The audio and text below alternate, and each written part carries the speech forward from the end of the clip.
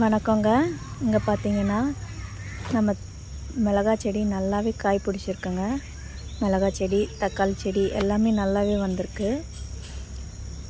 இந்த வாட்டி சந்தையில் தாங்க வாங்கி நாங்கள் நட்டிருந்தோம். நட்டது பார்த்திங்கன்னா எல்லாமே ஓரளவுக்கு நல்லாவே வந்துச்சு. தக்காளியுமே பார்த்திங்கன்னா நல்லா காய் பிடிச்சிருக்கு. இன்னும் பழுக்கலை எதுவுமே. எல்லா கணுவுலையுமே காய்ங்க நிறையவே வச்சுருக்கு. இன்னும் பூவும் பூத்துக்கிட்டுருக்கு. நல்லா இருக்குது தோட்டமே பார்க்குறதுக்கு. இதுக்கு நடுவில் நல்லா பெஞ்ச மழையால் செடிங்கள்லாம் நல்லாவே வந்திருக்குங்க. இதில் கத்திரிக்காய் கூட நல்லாவே பூவிட்டு பிஞ்சு வந்திருக்கு. இப்போ தான் இதை பாருங்கள், முள் எவ்வளோ ஷார்ப்பாக இருக்குதுன்னு பாருங்களேன். இது மாதிரி முள் கத்திரிக்காய் நீங்கள் கூட வச்சுருங்க வீட்டில், நல்ல டேஸ்ட்டாக இருக்கும். நீங்கள் ஒரு வாட்டி இது மாதிரி செடி வச்சு அதை ஒரு வாட்டி நீங்கள் செஞ்சு பாருங்கள். சமையல் உங்களுக்கே ரொம்ப பிடிக்கும். அதோட எப்போவுமே ஒரு கார்டனிங்கில் ஒரு செடி ஏதாவது வைக்கணுன்ற ஒரு ஆசை வந்துடும் உங்களுக்கே. கத்திரிக்காய் செடியும் நல்லாவே பூ பூத்துருக்குங்க. நிறைய பூ விட்டுருக்கு.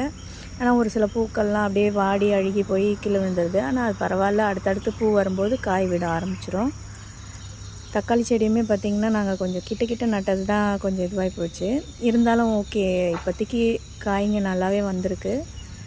கத்திரிக்காய் செடியும் பாருங்கள் நல்லாவே வந்திருக்கு. இதில் நிறைய ஒரு 4-5 செடிங்க வரல. இருந்தாலும் பரவாயில்ல, ஓகே. காலையில் சன்ரைஸ் பார்த்துக்கோங்க.